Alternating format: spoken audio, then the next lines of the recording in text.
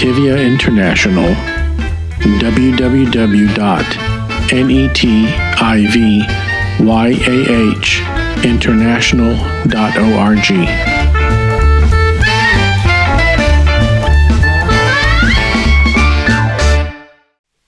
Shalom, my name is Joseph Shulam, and in partnership with Brad TV, we are going through all the readings, the portions of the week that are read in every synagogue around the world on the next Sabbath. This week's portion is called Korach.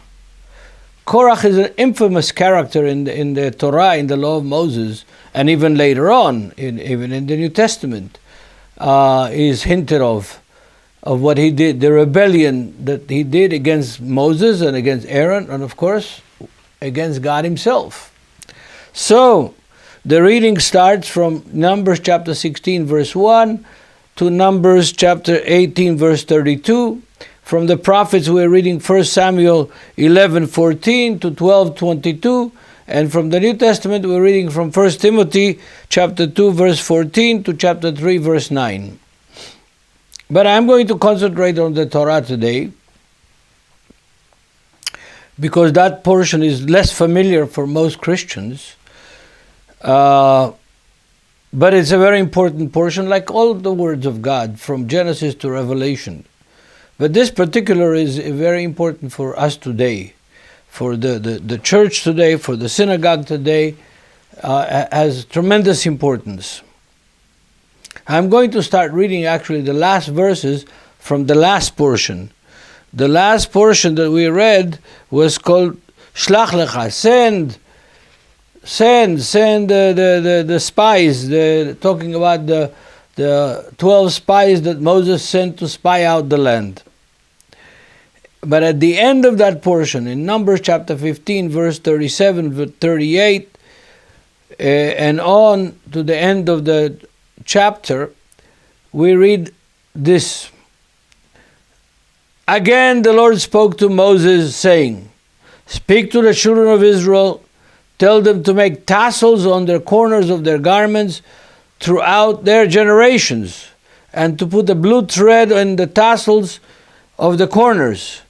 And you shall have the tassel that you may look upon it, and remember all the commandments of the Lord, and do them, that you may not follow the harlotry to which your hearts and your own eyes are inclined, and that you may remember and do all my commandments to be holy for your God.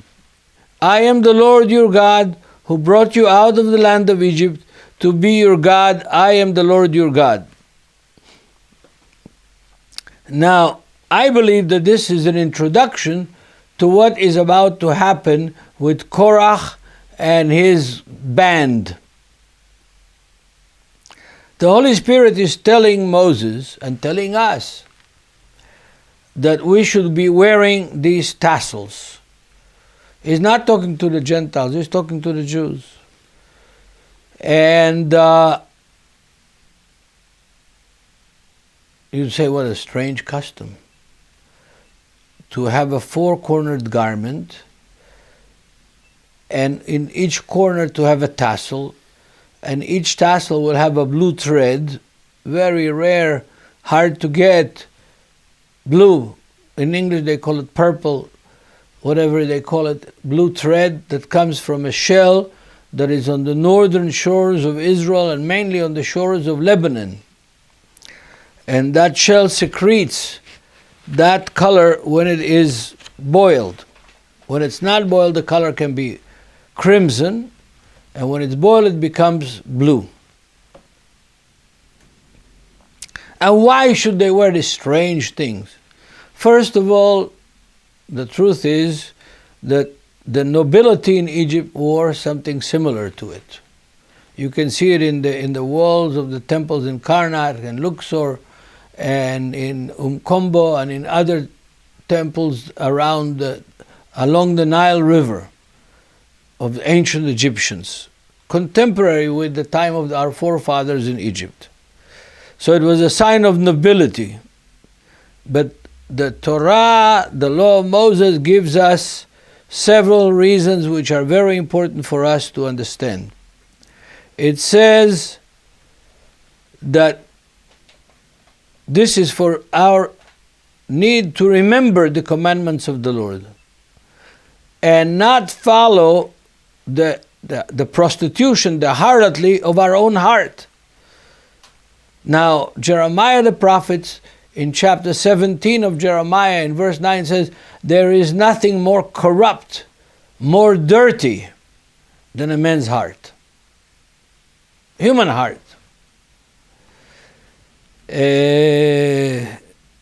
Now, I heard in the news a week, 2 weeks ago, that in the United States they are attempting to transplant a human heart with a pig's heart.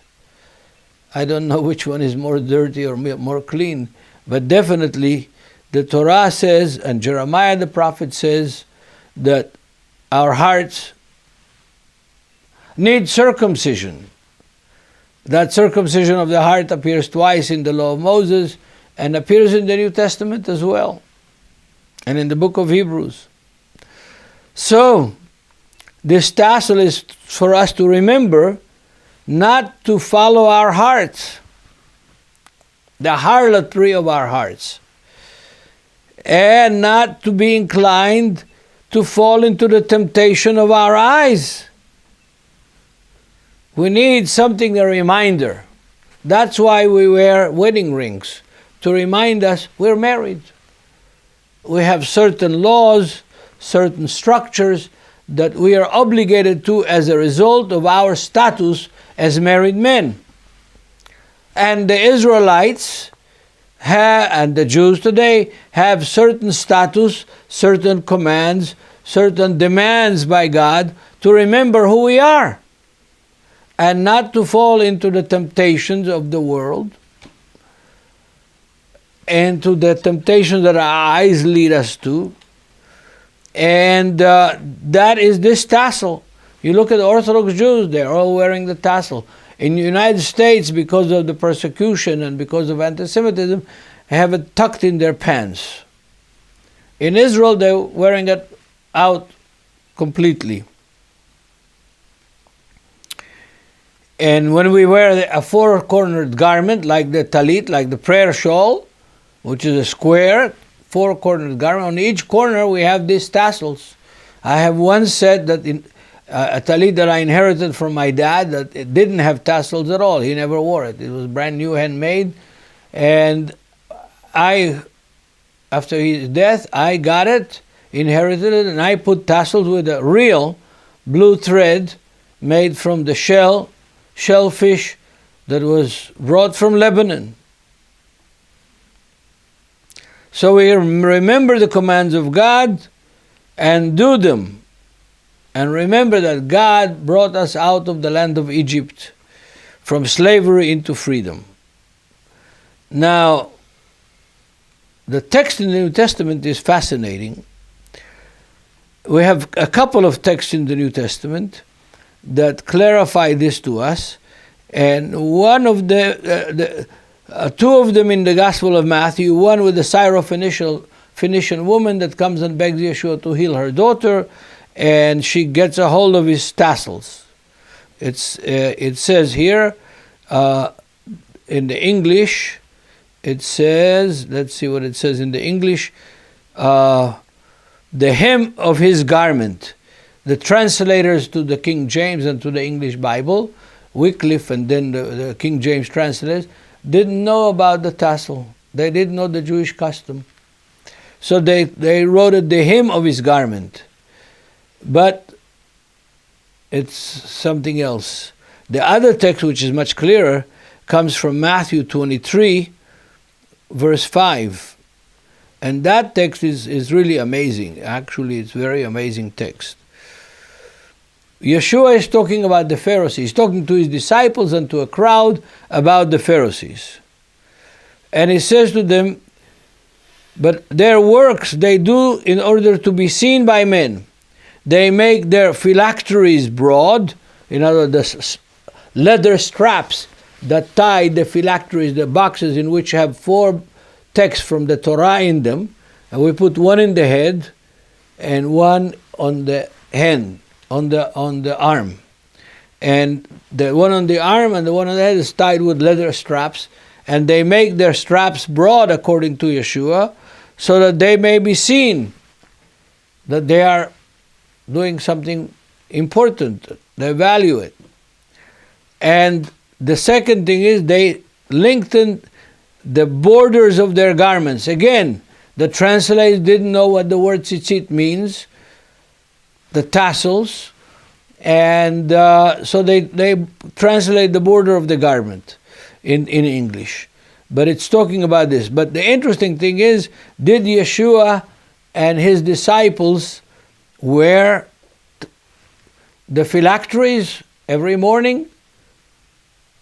Did they have four-cornered garments with these tassels? Yes, they did, because he continues in Matthew to tell the disciples, don't do what the Pharisees do.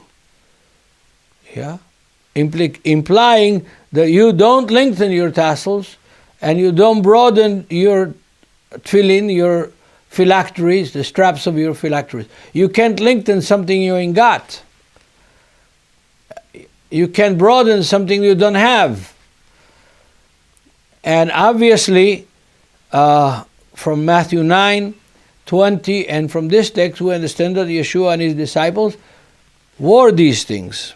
Now we're going to our portion of the week, which is Korach, starting in chapter 16, verse 1, immediately after this. Why did I start with the end of chapter 15? Is because I believe that the Holy Spirit gave us this instruction so that we remember who we are. Remember that we are holy unto the Lord. Remember what our job, what our task is in this world.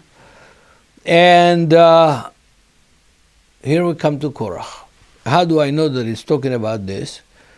Because the first word in the English translation in Korah is now.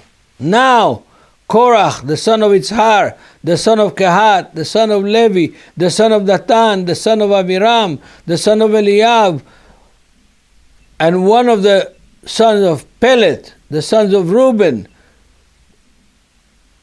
took men, and they rose up before Moses with the same of the children of Israel, 250 leaders of the congregation, representatives of the congregation, men of renown. That's the introduction to Korach's rebellion. The introduction tells us several things that we need to remember. First of all, they were leaders. Second of all, they had a pedigree. They weren't just anybody. They were leaders of their tribes, of their families, and they were a part of the elite of the congregation of Israel that came out of Egypt. They weren't just anybody. They were the elect. And in the history of human rebellion, whether it's the French Revolution and other revolutions, it's oftentimes the elite that led the rebellion. The opposition to the British in the War of Revolution in the United States didn't come from sharecroppers in Georgia or in Tennessee or in Kentucky or North and South Carolina, from the 13 colonies. It came from the leaders, the lawyers, the generals, the rich people. That's where it started. The ones who signed the Constitution in Philadelphia. They weren't the plain blue-collar workers of their day. And here too, Korach and his band, they are the elite. They are the leaders of the congregation, representatives of the congregation, men of renown. What does it mean, renowned? Well known, respected. That's what renown means here in the text. They were well-known people, respected people, and they gathered together against Moses and Aaron and said to them, "You take too much upon yourselves, for all the congregation is holy, every one of them, and the Lord is among them. Why then you exalt yourselves above the assembly of the Lord?" We're Democrats. We're Democrats, folks. We think that you should share your authority, your job, allegate, give privileges to the people of the camp of Israel. They're all holy. We're all holy, we're all smart, we all know the Torah. It's one of the prayers in the prayer book. Democracy is a wonderful system. I wouldn't want to live under dictatorship or tyranny. But it has some weaknesses. Democracy hasn't existed ever in history, much more than 250 years. United States is a little bit more. But in my fear is that even in the United States, democracy has some cracks in the system. So this idea, we are equal, like the French Revolution, liberté, égalité, fraternité. Yeah, that's what the crowd shouted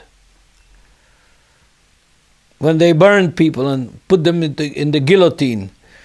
And we all live today under the shadow or the benefit, any way you want to put it, of the French Revolution. That through that was born the Industrial Revolution. Through that was born what we're experiencing now. Good things and some not so good things. But the Korachite rebellion has the excuse, Moses and Aaron, who made you the top dogs in the camp of Israel? We are all holy. We're a holy nation. God said so in the giving of the law in Mount Sinai. And therefore, you should share some of your authority and some of your tasks with us. Verse 4 of chapter 16. So when Moses heard it, he fell on his face. And he spoke to Korach and to all of his company, saying, tomorrow morning the Lord will show you who is and who is holy, and will cause him to come near to him. That one whom he chooses, he will choose.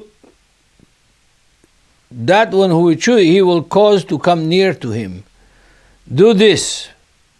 Take censers, Korach, and your company, and put fire in them, and put incense in them before the Lord tomorrow. And it shall be that the man whom the Lord chooses is the Holy One. You take much upon yourselves, sons of Levi. Notice they're all from the same tribe of Moses and Aaron, Levites. Their job is to serve the tabernacle. Their job is to serve the people with their religious and faith issues.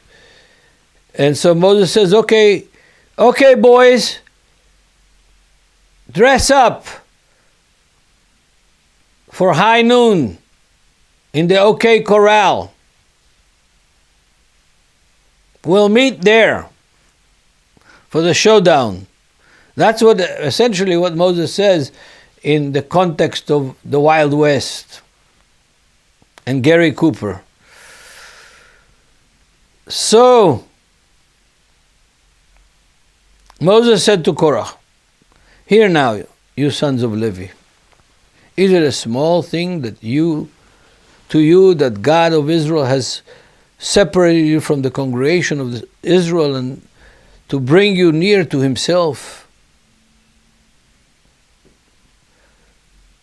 to do the work of the tabernacle of the Lord, and to stand before the congregation to serve them, and that he has brought you near to himself, which means that brought you near to himself, it means he has literally brought you near to himself, but also he has offered you to himself. The word karov is the same root as the word korban, which means sacrifice. He's brought you near to himself, and you are seeking the priesthood. Now, you're Levite, but you want to be Kohanim, priests also. Therefore, you and all your company are gathered together against the Lord. And what is Aaron that you complain against him? And Moses sent to call Datan and Aviram, the sons of Eliab, but they said, we will not come up. Is it a small thing that you have brought us up out of land of flowing and milk and honey, to kill us in the wilderness, that you should keep acting like a prince over us? Oh, wow. I'm sure how bad Moses felt at this accusation. It's a false accusation. And not only is it a false accusation, it demeans the promises of God. It casts a dark shadow on God's promises and his prophetic plan for the children of Israel to come to the land of Canaan. And the abomination that Datan and Aviram did, it's not the first time that they're mentioned, by the way, in the Bible. They've all been mentioned in bad context. They took what God said is giving them in the land of Canaan, the land of milk and honey, and they apply it to what? To Egypt, where they were slaves, where they had nothing, where they had no freedoms. They take the holy things of God, the holy promises of God, and they transform them backwards, project them backwards to Egypt, to the land of their slavery. This abomination is very powerful. Very powerful. And in addition to that, they remind Moses, what, you are a prince over us? You're the prince of Egypt. Now you want to be a prince over us? Moreover, you have not brought us into the land of flowing milk and honey, nor given us inheritance of the fields and the vineyards. Will you put our eyes of these men? We will not come up. They refuse to come up. The accusations against Moses and Aaron are very serious.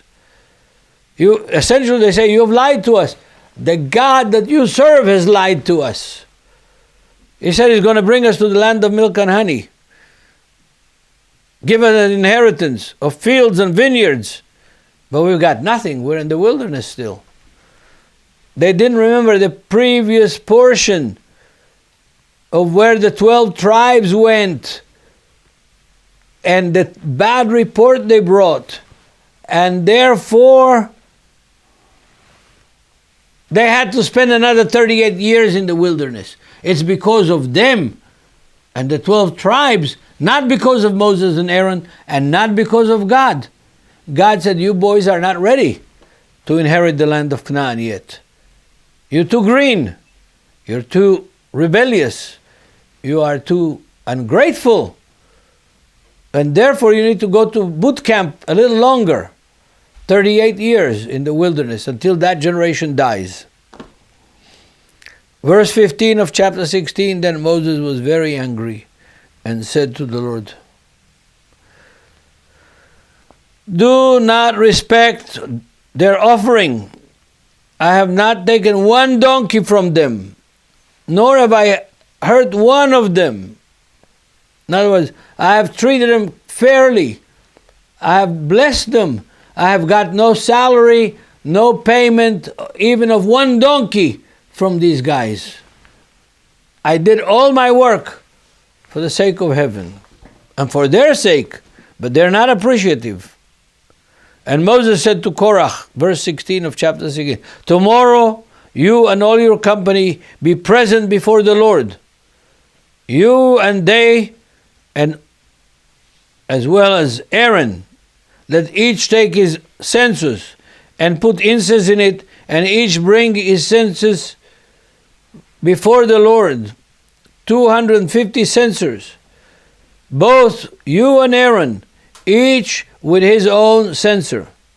Censer means like a shovel that you put coals in it, and then the herbs and the good smelling stuff, and you bring that smell into the house of the Lord. Verse 18, so every man took his censer, put fire in it, laid incense in it, and stood at the door of the tabernacle of meeting with Moses and Aaron. And Korach gathered all the censers and put incense in it, and each of you bring his censer before the Lord. 250 censers, both you and Aaron, each with his censer. So every man took his censer, put fire in it, laid incense on it, stood at the door of the tabernacle of meeting with Moses and Aaron, and Korach gathered all the congregation against them, against Moses and Aaron, that is, at the door of the tabernacle of meeting. Then the glory of the Lord appeared to all the congregation. And the Lord spoke to Moses and Aaron, saying, separate yourself from among the congregation, that I may consume them in a moment. And they fell on their faces and said, O Lord, the God of spirits, of all flesh, shall one man sin and you be angry with all the congregation? That's the argument that Abraham used with God at chapter 18 of Genesis about Sodom. You can't punish everybody because a few have sinned. So the Lord spoke to Moses, saying, speak to the congregation of it, saying, get away from the tent of Korach, Datan and Abiram. Then Moses rose, went to Datan and Abiram, and the elders of Israel followed him. And he spoke to the congregation, saying, depart now from the tent of these wicked men. Touch nothing of theirs, lest you be consumed in their own sins. So they got away from around the tents of Korach, Datan and Abiram. Datan and Abiram came out and stood in the door of their tents with their wives, their sons, and their little children. And Moses said, by this you shall know that the Lord has sent me to do all these works, for I have done none of them on my own will. If these men die naturally like all men, or if they are visited by the common fate of all men, then the Lord has not sent me. But if the Lord creates a new thing, and the earth opens its mouth and swallows them up with all that belongs to them, and they go down alive into the pit, then you will understand that these men have rejected the Lord. Here is the principle. Rejecting the servants of the Lord is rejecting God himself. This principle we see in the positive way and in the negative way in the New Testament. Yeshua was sent by God, and therefore rejecting Yeshua is rejecting God himself. And that principle is true in every court, in every democratic country in the world. A messenger sent is equal to his sender. His authority is not his own personal authority. It is the authority of the one who sent him. That's why the New Testament says about Jesus, all authority was given to him in heaven and on earth. He's equal to God in every respect. Yes, as a messenger is equal to his sender.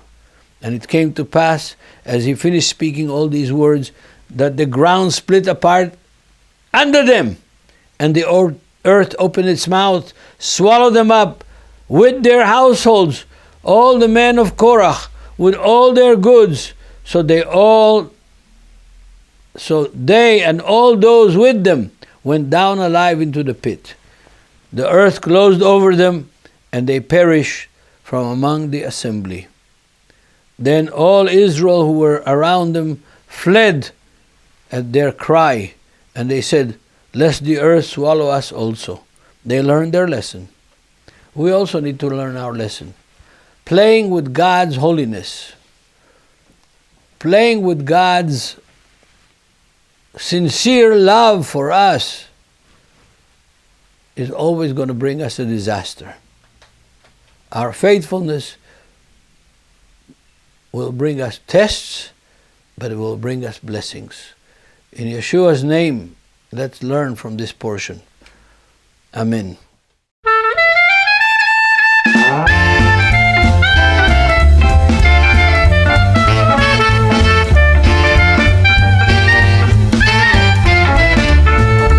Netivyah International, www.netivyahinternational.org